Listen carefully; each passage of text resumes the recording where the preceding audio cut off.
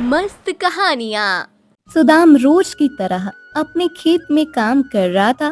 खेत जोतने के बाद मिट्टी उठाने के लिए जा रहा था कि तभी अचानक उसका पैर एक नाग पर पड़ता है, जो नाग मिट्टी के नीचे छुपा हुआ था। तुमने मेरे शरीर को आहत किया है। मेरी पूंछ को कुचलने की चेष्टा की है तुमने।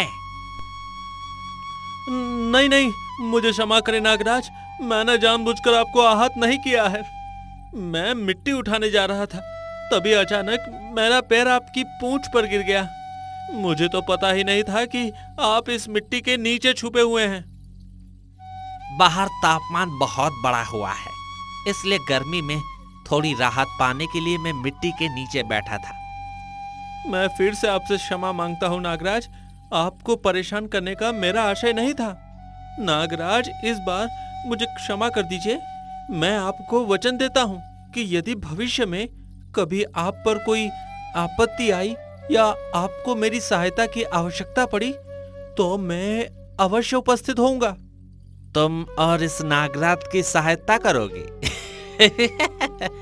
ठीक है, यदि तुम्हें यह अवसर प्राप्त हुआ तो वो तुम्हारा सौभाग्य होगा। नागराज अपने रास्ते से चले जाते हैं। सुदाम अपनी काम निपटाकर घर आता है। घर पर उसकी पत्नी, आज आपको आने में बहुत देर हो गई। हाँ, आज मुझसे एक बहुत बड़ी गलती हो गई। बाल बाल बचकर आया हूँ। अच्छा, ऐसा क्या हुआ खेत में? अरे खेत में एक बहुत बड़ा नाग, नागों का राजा भी कह सकते हैं, मिट्टी के नीचे छुपा हुआ था। मुझे ये बात पता नहीं थी। मैं जैसे ही मिट्टी उठाने के लिए आगे जाने लगा, मेरा पैर उनकी पूंछ पर गिर गया और वो क्रोधित हो गए। वो तो मुझे डसने ही वाले थे, लेकिन मैंने उनसे क्षमा मांगी और उन्हें समझाया कि मैंने जानबूझकर आपको परेशान नहीं किया है। तब उनका गुस्सा शांत हुआ। आजकल गर्मी बढ़ रही है, हमें आगे से ध्यान से काम करना होगा। गर्मियों में अक्सर नाग और सांप ठंडक पाने के लिए मिट्टी के नीचे छुप जाते हैं। हाँ, मैं ध्यान रखूंगा। उसी गांव में रहने वाला सेठ लालचंद व्यापारी बहुत लालची था।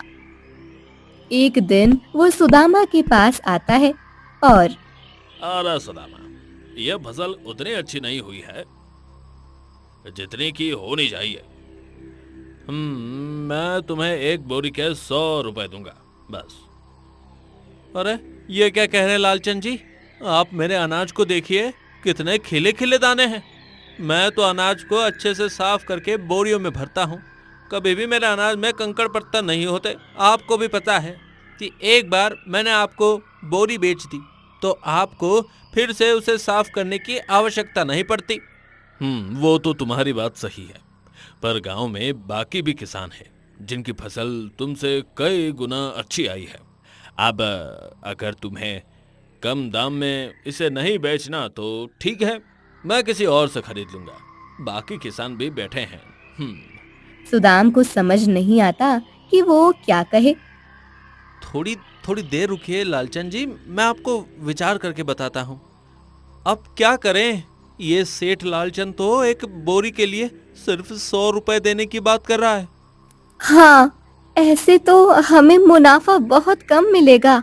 हाँ, मैं भी वही सोच रहा हूँ, पर अगर इन्हें अनाज नहीं बेचा तो वो तो किसी और से खरीद लेंगे।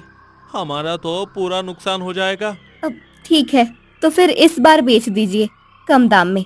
अब आगे देखते हैं क्या करना है। सुदाम बाहर आकर सेठ लालचंद से बात करता है और उसे सारा अनाज बेच देता है। सुदाम जानता था कि लालचंद बहुत लालची है, किसानों से कम दामों में अनाज खरीदता है और उसमें मिलावट करके उसे ज्यादा दामों में बेचता है। परंतु इस समय सुदाम के पास कोई अन्य विकल्प नहीं था। ऐसे ही एक दिन सुदाम और श्यामलाल कहीं जा रहे थे। तभी सुदाम ने देखा कि नागराज सड़क पार कर रहे हैं। देखो श्यामलाल, वो वही नाग है जो उस दिन हमारे खेत की मिट्टी में छुपा हुआ था। अच्छा, पर ये कोई दूसरा नाग भी हो सकता है ना? सभी नाग एक जैसे ही दिखते हैं। उसके माथे पर अलग प्रकार का एक अंक लिखा हुआ है, उसमें मैंने उन्हें पहचान लिया। हाँ, दिख तो रहा है। दोनों नाग को देख रहे थे, तभी अचानक सामने से एक बैलगाड़ी आने लगती है। नागराज धीमे धीमे आगे जा रहे थे। बैलगाड़ी तेजी से आगे आ रही थी। मुझे नागराज की सहायता करनी होगी। उनका उस बैलगाड़ी की तरफ ध्यान नहीं है। यदि बैलगाड़ी वाले ने भी उन्हें नहीं देखा तो वो नागराज को कुचलकर आगे चला जाएगा। बैलगाड़ी तेजी से आगे आते हुए नागराज को कुचलने ही वाली थी कि तभी सुदाम बीच में आकर नागराज को पकड़कर हट जाता है। बैलगाड़ी आगे चली जाती है। सुदाम के हाथ में चोट आती है और उसके हाथ में खून बहने लगता है। आप ठीक है नागराज? तुमने अपना वचन पूर्ण किया है मित्र। आज यदि वो उस बैलगाड़ी का पहिया मुझे कुचल देता तो मेरी मृत्यु हो जाती, परंतु तुमने सही समय पर आकर मेरी सहायता की और मेरे प्राणों की रक्षा की। मैंने तो केवल अपने वचन का पालन किया है नागराज। हाँ, परंतु तुमने ये नहीं सोचा कि मेरी जान बचाते समय तुम्हें चोट लग सकती है। तुमने अपना रक्त बहाकर मेरी सहायता की है। मैं तुम्हें आशीर्वाद देता हूँ कि आज के बाद तुम्हें कभी किसी चीज की कमी नहीं होगी। तुम्हारा घर हमेशा धन धान्य से भरा रहेगा और तुम्हारी तरक्की होगी। नागराज से आशीर्वाद प्राप्त करके सुदाम और श्यामलाल आगे जाते हैं। नागराज के आशीर्वाद से सुदाम की तरक्की होने लगती है। एक दिन क्या बात है सुदामा, सुना है कि तुम बहुत तरक्की कर रहे हो। तुम अब मुझे अपना अनाज भी नहीं बेचते, तो फिर ये तरक्की का क्या चक्कर है? कोई खजाना हाथ लग गया क्या? नहीं जी, ऐसी कोई बात नहीं है सेठ। अब बस मुझे अपनी मेहनत की सही कीमत मिलने लगी है, उसी से मेरी तरक्की हुई है। मतलब कि आप मुझसे एक अनाज की बोरी 100 रुपए में खरीदते थे। वही बोरी मैंने दूसरे गांव में जाकर बेची तो मुझे 200 रुपए प्राप्त हुए। आपसे 2 गुना मुनाफा हुआ मुझे। अब यदि मुनाफा बढ़ जाएगा तो तरक्की तो होनी ही है। क्या 200 रुपए में? अरे तुम भी कुछ भी बोल रहे हो। नहीं, मैं सच बोल रहा हूँ। सच तो यह है कि हम किसानों की मेहनत की आप सही कीमत नहीं लगाते। आप हमसे अनाज खरीदकर उसमें मिलावट करके उसे ज्यादा दाम में ग्राहकों को बेचते हैं। ये क्या हम नहीं जानते? अब आप देखिए, आपके इतने सालों के इस बेईमानी का फल आपको अब मिलेगा। तुम्हारे कहने का क्या मतलब है? क्या करने वाले हो तुम? गांव के किसान अब खुद ही ग्राहक के पास जाकर उन्हें अनाज बेचेंगे। उन्हें साफ और अच्छा अनाज मिलेगा, वो भी वाजबी दाम में। सुदाम की बात सुनकर लालचंद गुस्से से चला जाता है। वो सुदाम के घर में नागराज की एक मूर्ति देखते हैं। उसे कुछ अजीब लगता है। एक दिन सुदाम वन के मार्ग से अपने खेत में आ रहा था। तभी वो एक तांत्रिक और लालचंद की बातें छुपकर सुन लेता है। लालचंद सेठ, मुझे किसी भी प्रकार से नागराज के उस जादुई पत्थर को प्राप्त करना है। यदि आप मुझे उसमें सहायता करेंगे तो मैं आपको माला माल कर दूंगा। नागराज का जादुई पत्थर? हाँ, नागराज के पास एक जादुई पत्थर है। कुछ लोग उसे नागमणि भी कहते हैं। उस पत्थर के मिल जाने के बाद हम सर्वशक्तिशाली बन सकते हैं।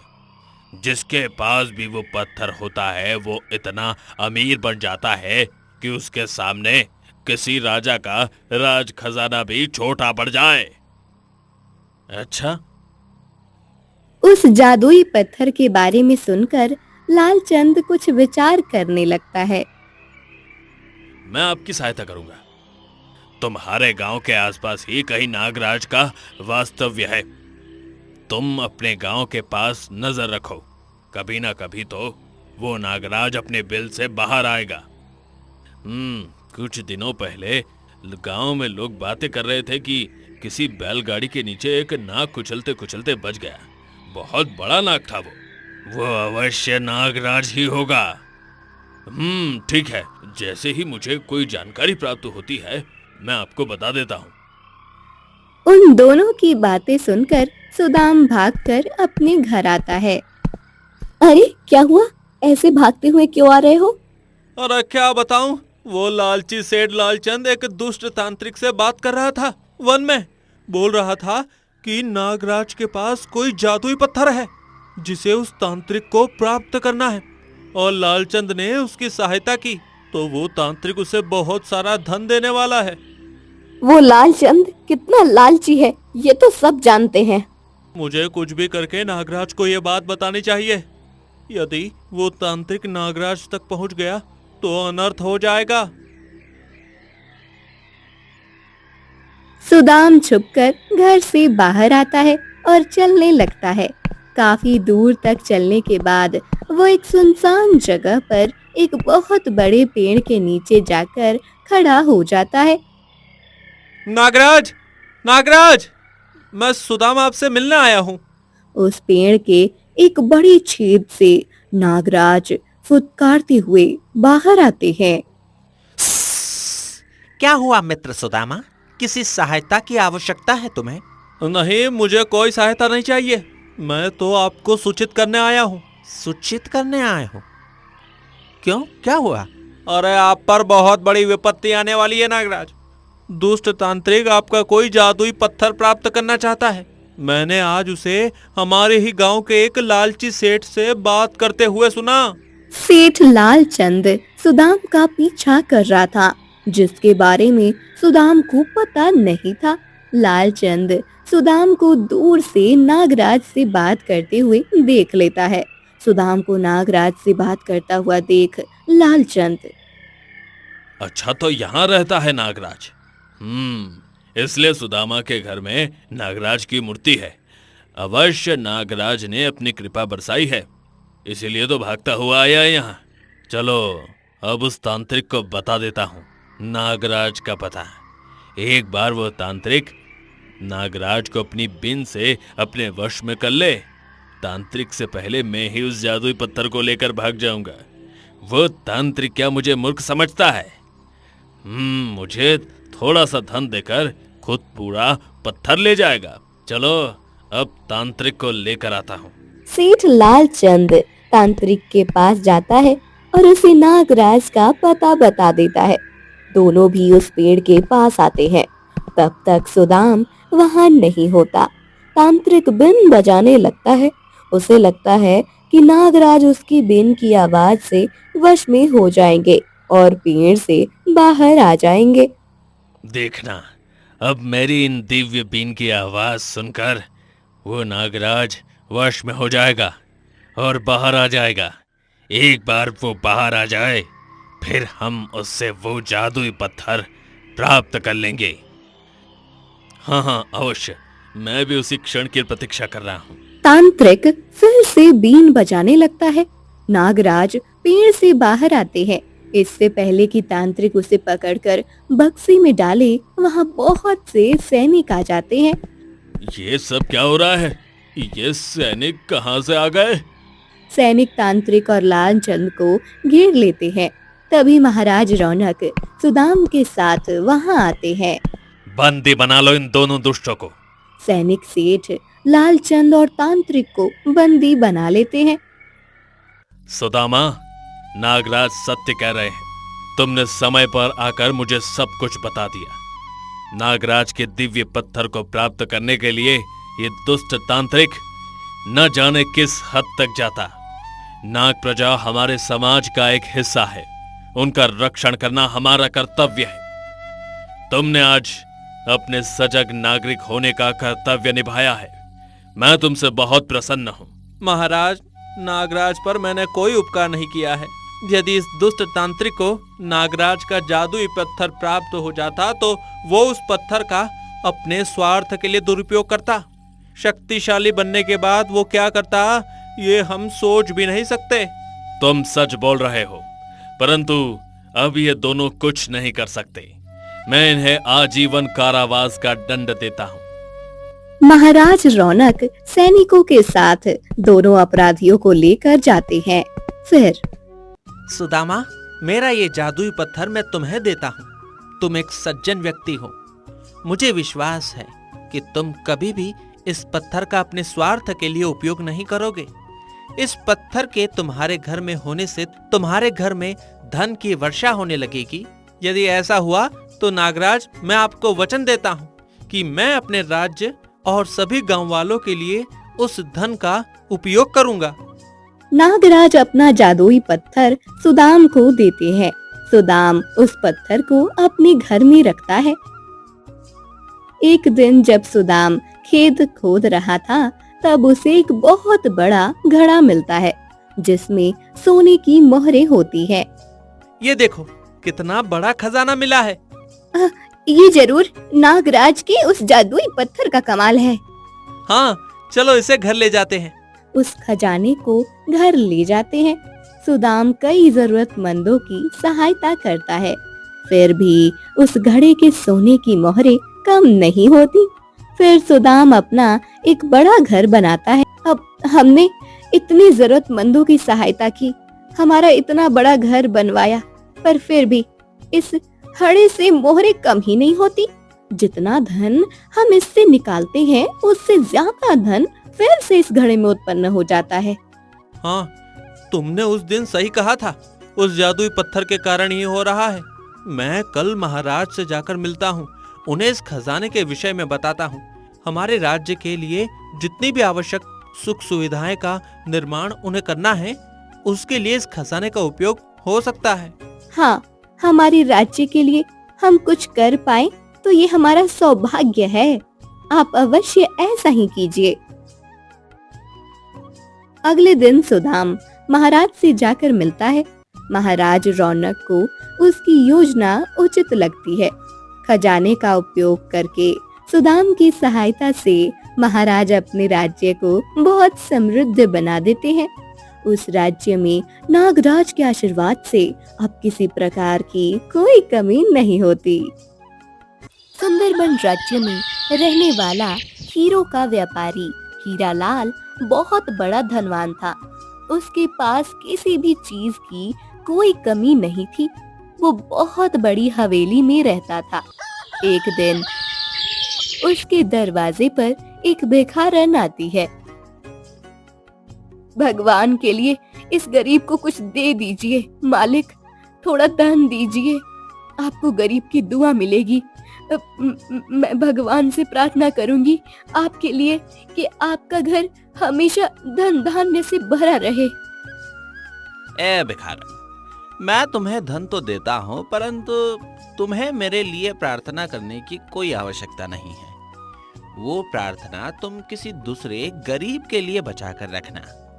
मेरे पास तो सब कुछ है। इतनी बड़ी हवेली, बड़ा खेत, धन, आभूषण, किसी वस्तु की कोई कमी नहीं है। समय का खेल कोई नहीं जानता मालिक। हीरालाल भिखारन को धन देता है और भिखारन चली जाती है। हीरालाल के 2 बेटे थे, सुजय और विजय। सुजय खेती करता था और विजय हीरालाल को हीरो के व्यापार में मदद करता था। एक दिन हाँ, विजय, पड़ोसी राज्य के एक धनिक को हमारे हीरो के आभूषण बहुत पसंद आए हैं। उनकी बेटी के विवाह के लिए हमें हीरो के आभूषण बनवाने हैं। इसलिए तुम तुम्हारे चाचा पन्नालाल के पास जाकर हीरे ले आओ। मैंने पन्नालाल से बात कर ली है, वो तुम्हें हीरे दे देंगे। पिताजी, इतने सारे आभूषण बनाने के लिए तो हमें बहुत सारे हीरो की आवश्यकता होगी। उसके लिए धन भी अधिक लगेगा। हम अपने व्यापार में इतना धन तो नहीं लगा सकते। हाँ, पता है विजय, इसलिए मैंने हमारे राज्य के साहूकार सेठ मान सिंह से बात की है। सेठ मान सिंह मुझे कर्जा देने के लिए तैयार हैं। कल से उनसे कर्जे का धन लेकर तुम्हें देता हूँ, फिर तुम जाकर हीरे ले आना। अगले दिन विजय पत्रलाल से मिलकर हीरे ले लेता है वो एक सुनसान मार्ग से हीरे लेकर जा रहा था। तभी उसके सामने दो चोर आ जाते हैं। ऐ, तुम्हारे पास जो भी है अभी के अभी हमें दे दो। मेरे पास तो कुछ भी नहीं है। मैं तो अपने गांव जा रहा हूँ। अच्छा, तो इस पोटली में क्या छुपा कर ले जा रहे हो व्यापारी? नहीं नहीं, इसमें तो कुछ भी नहीं है। मदन विजय की गर्दन पर चाकू रखता है। सच में मेरे पास कुछ नहीं है। विजय कहता रहता है कि उसके पास कुछ भी नहीं है, पर कालिया और मदन उसकी पोटली छीन कर देखते हैं कि उसमें हीरे हैं। नहीं, वो हीरे मत ले जाओ। उसके बदले मैं तुम्हें धन देता हूँ, पर वो हीरे मुझे लौटा दो। हीरो के बदले धन? कालिया और मदन विजय को पीटते हैं और हीरे और उसके पास जितना भी धन था वो लेकर भाग जाते हैं। विजय के शरीर पर घाव हो जाते हैं।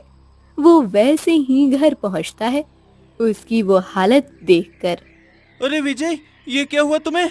रुको, मैं माँ और पिताजी को बुलाता हूँ।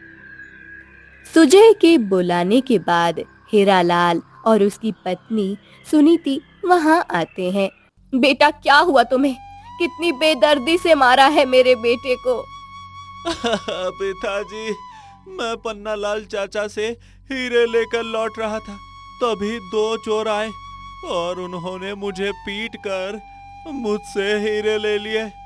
मेरे पास जो धन था वो भी लेकर भाग गए। बहुत पीटा उन्होंने मुझे पिताजी। क्या हीरे लेकर भाग गए? भगवान! अरे अरे, मैं तो लूट गया। अरे बर्बाद हो गया रे। अब मैं क्या करूं? अरे अरे, मुझे हीरो के आभूषण बनवा कर देने थे, अब वो तो नहीं दे पाऊंगा। और ऊपर से साहूकार से इतना बड़ा कर्जा लिया है, वो कैसे लौटाऊंगा रे? उन आभूषणों से तो धन मिलने वाला था, उसी से मैं साहूकार का कर्जा चुकाने वाला था। अब क्या करूं? आप चिंता मत कीजिए पिताजी, कोई न कोई रास्ता निकल जाएगा। अरे अब क्या रास्ता निकलेगा? मेरे तो सारे रास्ते बंद हो गए रे। आप सेठ मान सिंह से जाकर मिलिए और उन्हें सब समझा दीजिए। वो जरूर आपको समय देंगे कर्जा लौटाने के लिए। हाँ, अब वही एक आशा है। अगले दिन हीरालाल सेठ मान सिंह से आकर मिलता है। अरे हीरालाल जी, आप तो बहुत जल्दी कर्जा लौटाने के लिए आ गए। अभी तो मोहलत खत्म होने में समय है। नहीं सेठ मान सिंह, मैं कर्जा लौटाने के लिए नहीं आया हूँ, बल्कि आपसे मोहलत बढ़ाकर मांगने आया हूँ। मतलब? मैं कुछ समझा नहीं। वो क्या हुआ कि जिन हीरो से मैं आभूषण बनवाने वाला था, वो सारे हीरे चोरी हो गए हैं। अब मैं आभूषण नहीं बनवा सकता, इसलिए मुझे आपका कर्जा लौटाने में थोड़ा समय लगेगा। यह तो बहुत बुरा हुआ आपके साथ। ठीक है, आपको 1 महीने की मोहलत देता हूँ, पर उसके लिए आपको कुछ गिरवी रखना पड़ेगा। पहले तो मैंने आपको कुछ गिरवी रखे बिना कर्जा दे दिया था, क्योंकि हमारी इतने सालों की पहचान है और गांव में आपका इतना बड़ा नाम है। पर अब नहीं। मैं समझता हूँ सेठ मान सिंह, मैं अपना खेत और अपनी हवेली गिरवी रखता हूँ। यदि आपने 1 महीने के अंदर मेरा कर्जा नहीं लौटाया तो मुझे आपका खेत और आपकी हवेली पर कब्जा करने के सिवा और कोई चारा नहीं रहेगा। कुछ दिन बीत जाते हैं। हीरालाल बहुत कोशिश करता है, पर कहीं से भी वो कर्जा चुकाने के लिए धन का प्रबंध नहीं कर पाता है। पिताजी, आपको कुछ करने की आवश्यकता नहीं है। हम दोनों भाई कहीं भी मजदूरी करके हम सबका पेट पालने जितना तो कमा ही लेंगे। हाँ, सेठ मानसिंह ने दी हुई मोहलत भी अब कुछ ही दिनों में खत्म हो जाएगी। मैं भी वही विचार कर रहा हूँ बच्चों, हम सब रास्ते पर आ जाएंगे। उस दिन उस भिखारन ने सही कहा था, समय का खेल कोई नहीं जानता। मुझे कितना घमंड था अपने आप पर कि मेरे पास किसी चीज की कोई कमी नहीं है, मेरा कभी कुछ बुरा नहीं हो सकता। पर अब देखो, समय ने ऐसी मात दे दी कि अब शायद सर पर छत भी नहीं होगी। 1 महीना पूरा हो जाता है और हीरालाल सेठ मान सिंह को कर्जा नहीं लौटा पाता है। फिर सेठ मान सिंह उसकी हवेली आते हैं। हीरालाल जी, 1 महीने की मोहलत खत्म हो गई और आप कर्जा नहीं चुका पाए हैं, इसलिए दुर्भाग्यवश मुझे आपकी हवेली और खेत पर अपना कब्जा करना पड़ेगा। जानता हूँ सेठ मान सिंह, मैं अपने परिवार के साथ कहीं चला जाऊंगा। सेठ मान सिंह हीरालाल व्यापारी के हवेली और खेत पर कब्जा कर लेते हैं। हीरालाल का पूरा परिवार अब रास्ते पर आ जाता है। कोई उन्हें दया भरी नजरों से देख रहे थे, तो कोई कह रहा था कि इतना घमंड था इसे, आज पूरा उतर गया। हीरालाल गर्दन झुकाकर वहां से चला जाता है। उसका परिवार अब दूसरे गांव में आकर रहने लगता है। एक खेत के पास झोपड़ा बनाकर सब रहने लगते हैं। पिताजी, हमने झोपड़ा तो बना लिया, पर अब हमें खर्चा चलाने के लिए कोई काम तो करना पड़ेगा। हाँ बेटा, मैं भी वही सोच रहा हूँ कि हम क्या कर सकते हैं।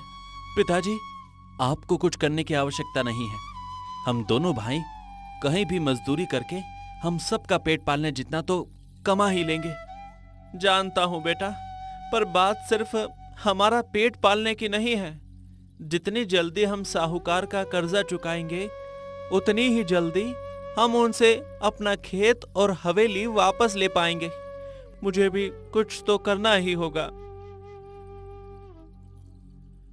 आप सब काम करेंगे तो मैं भी यही गांव में कहीं बर्तन मांजने का काम कर लूंगी, उतना ही मेरा थोड़ा हाथ लगेगा। सुजय और विजय अनाज के एक व्यापारी के पास मजदूरी का काम करने लगते हैं। वहीं हीरालाल एक सुनार के पास आभूषण की नई नई रचना बनाने का काम करने लगता है। सुनीति भी 4 घरों में बर्तन मांजने का काम करने लगती है। समय ने अपना ऐसा चक्र घुमाया कि हमें इतनी बड़ी हवेली से छोटे से झोपड़े में लाकर रख दिया। सुनीति, तुम्हें हवेली में किसी काम की जरूरत नहीं पड़ती थी, सभी काम नौकर कर लेते थे, और आज देखो तुम लोगों के घर जाकर बर्तन मांज रही हो। मेरे बेटे जो इतनी अमीरी में पैदा हुए हैं, वो मजदूरी कर रहे हैं। मुझे ये सब देखकर बहुत दुख हो रहा है। पिताजी, ये सब मेरे कारण हो रहा है।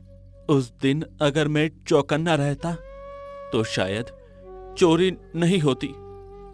नहीं बेटा, इसमें तुम्हारी गलती नहीं है। अब उन चोरों ने तुम्हारी गर्दन पर चाकू रख दिया तो तुम क्या करते? ये तो अच्छा हुआ कि उन्होंने तुम्हें जान से नहीं मारा। हाँ विजय, तुम अपने आप को दोषी मत मानो। ये तो समय का खेल है। देखना देखना, ये समय भी बीत जाएगा। सभी अपने अपने काम कर रहे होते हैं।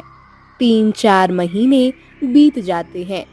एक दिन सब सुजय और विजय अपना काम करके लौट रहे थे, तब विजय और मदन चोरों को देखता है।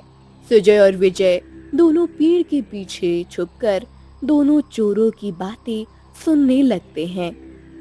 मदन, सुना है महारानी स्वाति के लिए महाराज ने स्वर्ण और हीरो से जड़ित आभूषण बनवाए हैं, और वो भी दूर राज्य के किसी माहिर कारीगर से। वो सारे आभूषण 2 दिन के अंदर हमारे राज्य में लाए जाएंगे। अरे वाह, ये तो बहुत अच्छा अवसर है। बहुत बड़ा खजाना हाथ लग जाएगा। साफ कर लेते हैं। हाँ, और फिर पिछले 6 महीने में जितनी भी चोरियां की है वो सब चोरी का सामान लेकर किसी दूसरे राज्य में फुर हो जाएंगे। बाद में सब एक साथ ही बेच देंगे। सुजय और विजय घर चले जाते हैं। फिर पिताजी, जिन चोरों ने मुझे उस दिन लूटा था, उन दोनों आज चोरों को हमने बात करते हुए सुना। वो चोर इस बार महारानी के आभूषण चुराने की योजना बना रहे हैं। क्या? महारानी के आभूषण चुराने की योजना?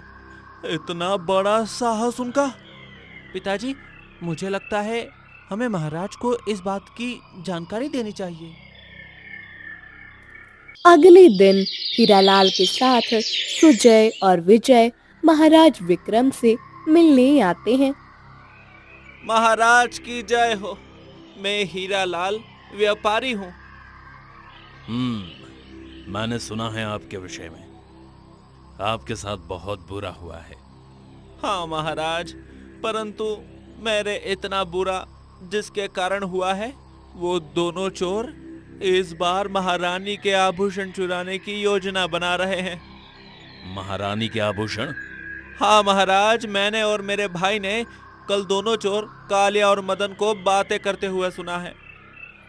फिर सुजय और विजय दोनों महाराज विक्रम को दोनों चोरों की जो बातचीत सुनी थी वो सब बता देते हैं। क्या उन दोनों का इतना दुस्साहस? महारानी के आभूषण चुराने की योजना बना रहे हैं वो? हाँ महाराज, वो कह रहे थे कि पिछले 6 महीने में उन्होंने कई चोरियां की है और उन सभी चोरियों से प्राप्त किए हुए धन और आभूषण को वो किसी दूर के राज्य में जाकर बेचने वाले हैं। महाराज, 4 महीने पहले हमारे कीमती हीरो की चोरी हुई थी। यदि वो चोर पकड़े गए तो कदाचित हमारे हीरे भी हमें पुनः प्राप्त हो सकते हैं।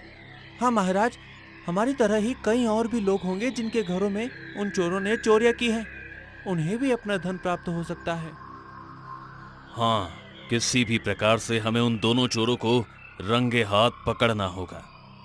महामंत्री, जिस मार्ग से महारानी के आभूषण यहाँ लाए जाने वाले हैं, उस पूरे मार्ग पर हमारे सैनिक इस प्रकार से छुपाकर बिठा दीजिए कि उन चोरों को उनकी भनक ना लगे।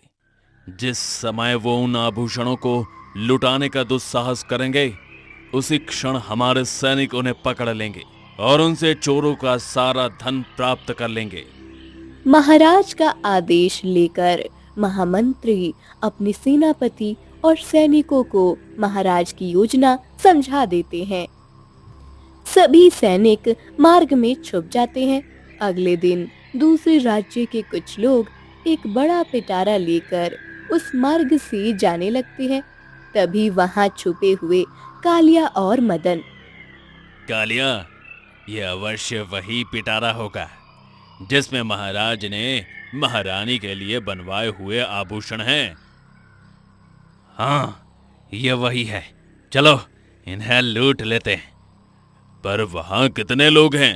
हम इतने सारे लोगों के बीच जाकर चोरी कैसे कर सकते हैं? उसका भी उपाय है। उनके यहाँ तक आने से पहले हम मार्ग में कांटे बिछा देते हैं। जैसे ही उन्हें कांटे चुभ जाएंगे, वो पिटारा छोड़कर अपने पैर पकड़ लेंगे और उसी अवसर का फायदा उठाकर हम पिटारा लेकर भाग जाएंगे।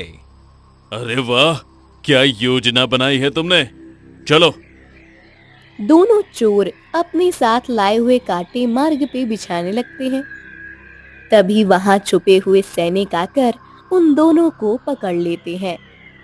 सैनिक कालिया और मदन को महाराज विक्रम के सामने ले आते हैं और महारानी के आभूषणों का पिटारा भी सुरक्षित राजमहल पहुंच जाता है। तो तुम ही हो वो दोनों चोर जिन्होंने पिछले कुछ महीने में हमारे राज्य में चोरियां की हैं, और अब तुम्हारा साहस इतना बढ़ गया है कि तुम दोनों ने महारानी के आभूषण की चोरी करने की योजना बना ली। विजय, यही है ना वो दोनों चोर? हाँ महाराज, यही है वो चोर कालिया और मदन। इन्होंने ही मेरे हीरे चुराए थे और मुझे पीटा था। बताओ, आज तक तुमने जो चोरी की है वो सब चोरी का सामान कहाँ छुपा कर रखा है? महाराज, वो तो हमने कब का बेच दिया है। नहीं, तुम असत्य बोल रहे हो।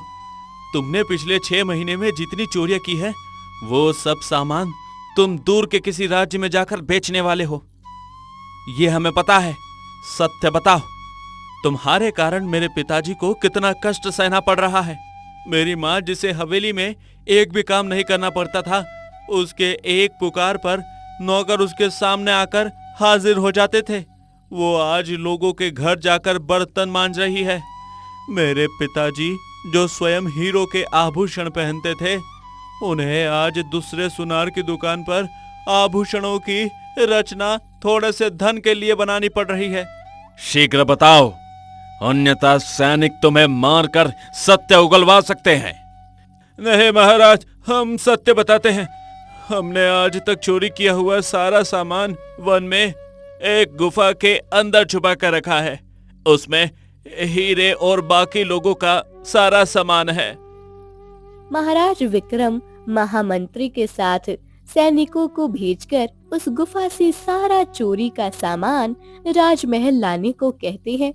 कुछ देर के बाद सैनिक और महामंत्री चोरों का ढेर सारा सामान लेकर आते हैं। चोरी का सामान तो मिल गया। अब इन्हें दंड देने का समय है। इन दोनों को 100 कोड़े मारकर इनका एक हाथ तोड़कर इन्हें काल कोठरी में डाल दो। नहीं महाराज, हमारा हाथ मत तोड़िए, हमें इतना कठोर दंड मत दीजिए। तुम्हारे जिन हाथों ने चोरी जैसा दुष्कर्म किया है, उनका टूट जाना ही उचित है, ताकि तुम आगे जाकर कभी ऐसा कोई कार्य न करो। महाराज हीरालाल व्यापारी के हीरे उन्हें दे देते हैं। साथ ही उन सभी को उनका धन और आभूषण प्राप्त हो जाती है, जिन्हें चोरों ने चुराया था। पिताश्री, हीरे तो प्राप्त हो गए हैं, परंतु अब तो विवाह संपन्न हो गया होगा जिसके लिए हमें आभूषण बनवाने थे। अब हम इन हीरो का क्या करें? पड़ोस राज्य में हमसे भी बड़ा हीरो का एक व्यापारी है। मैं उन्हें जाकर ये हीरे बेच देता हूँ। हीरालाल व्यापारी अपने हीरो को दूसरे राज्य के एक बड़े व्यापारी को हीरे बेच देते हैं। उन्हें धन प्राप्त हो जाता है और वो साहूकार का कर्जा चुका देते हैं। उन्हें उनकी हवेली और खेत फिर से मिल जाते हैं। साथ ही हीरालाल व्यापारी को ये सबक भी मिल जाता है कि समय का खेल सबसे निराला होता है, जिस पर हमारा कोई बस नहीं होता।